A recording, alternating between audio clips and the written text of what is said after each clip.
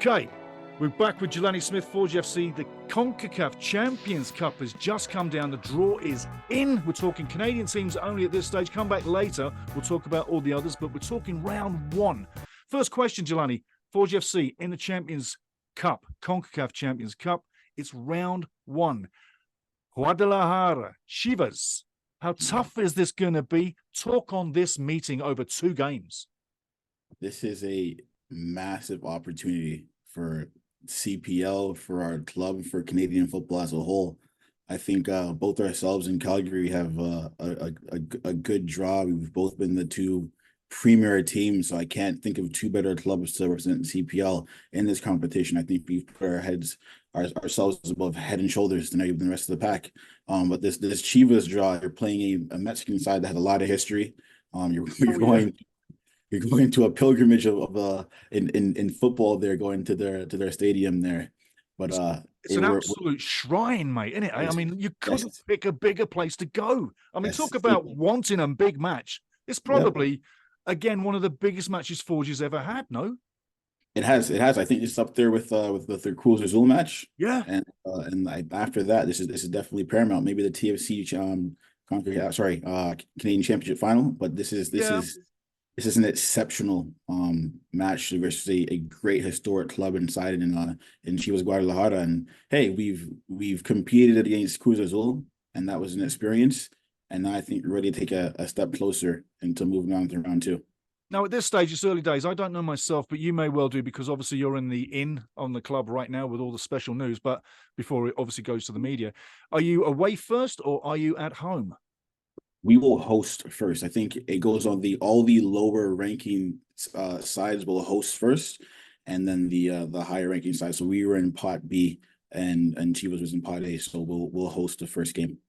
What are your thoughts on it, though? Do you think it's a makeable situation? I mean, get past that, then it's round 2, and then we can dream even further. But as you know, you got to win the first round before you get to 2.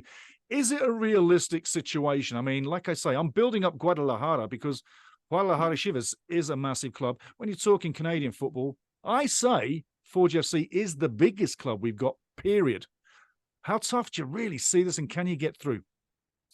I think, hey, the ball is round. I think it's a disadvantage in the fact that they're probably a bit more in rhythm than we are. Obviously, we would have competed in no games, and they were in the cusp of their season at that point in time. So I think there's a bit of a fitness disadvantage, but we'll do our bits in preseason to make sure the club's prepared and have opportunities to play even meaningful games prior to that. But other than that, hey, we at home, in CONCACAF, we've only lost once. It was an unfortunate mistake to Cruz Azul, and you went to the Azteca and you scored a goal, and maybe if a couple of set pieces, a couple of moments of focus go the other way for us, then you have a result. So I don't see it's a tall task, but it's not an unachievable task. Now, not to give anything away, I'm not going to tell people when you're starting to get back into training. I'm not going to give nothing away. I've got a simpler question for you, is because the season's gone in the back window there, and we're watching the season frizzle away into history, how hard is it to get the guys back up to the level? And I mean, right across the board, how much time would you normally want to get the guys in situ before a game? And I'm not saying give anything away, but how hard is it going to be to get the guys up to that level? Or do you really feel that guys are training off season as well? Yeah, you're getting guys back in rhythm now. You're giving them their off-season programs and starting to build them up into their maximum capacity. Obviously, you have to have an eye on the CPL season. You can't just throw your whole hand at this competition here, even though you want to be dedicated to it and know that you have a chance to accomplish something big. But you don't want to just give all in here and throw it all on the table and for possibly some matches here. So I think we'll do the guys get in the rhythm. They'll be in the preseason.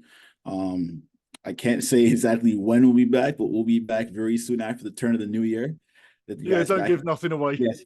Get the guys back in market and make sure that we're giving ourselves the best opportunity to go in there and compete. Do you think there's a likelihood that you'll be picking up players in the interim from now till that game, just for the fans base? We're working on some moves. I don't think it's not very, I think it's short-sighted just to pick up a guy just for this competition. Whoever we bring in is going to be someone that's going to contribute to the team and throughout the entirety of the CPL season as well.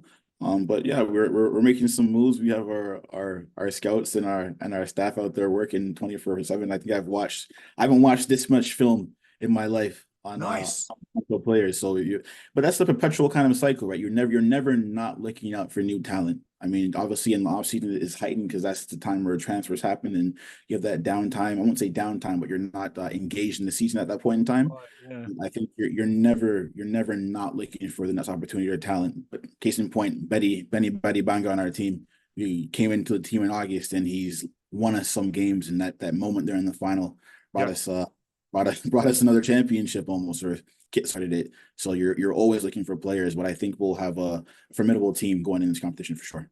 You know what? So you might pick to go far in this tournament from CPL, but that game you just mentioned, the Canadian Premier League Cup final, what a game that was, man. I mean, I know it's off topic and I'm not going to stay on it, but what a game that was. And you're dead and buried, minutes left on the clock, and you come back and win. That does bespeak you, Bobby, and the team. And not just the team, but the whole club philosophy, squad included, even down to the lady who makes the tea. It seems to me Forge FC is like right on the level, right across the board. You all walk like champions when you get off the bus. Not everybody does. And that's the difference. So I think that we got the best man to give us a little bit of an insight into the club, Forge FC, going into the Champions Cup.